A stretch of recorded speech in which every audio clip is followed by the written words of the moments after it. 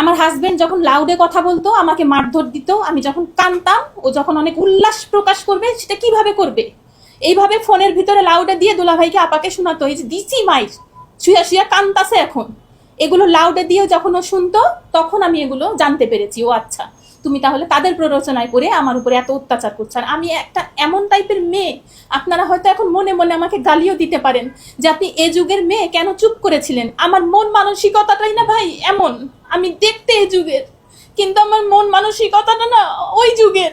আমার এরকম মন মানসিকতা যে আমার কপালে এই স্বামী, আল্লাহ আমার ভাগ্যে এই স্বামী লিখেছে।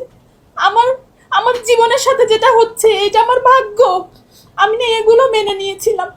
আমার বিউটি পার্লারে অনেক ক্লায়েন্ট, সবার সাথে আমার খুব ভালো সম্পর্ক। আমাকে সবাই আপু বলে ডাকে, কেউ আন্টি বলে ডাকে। বলতো কি, আপনি আন্টি বা আপনি আপু এত সুন্দর, আপনি আঙ্কেলের জন্য এত স্যাক্রিফাইস কেন?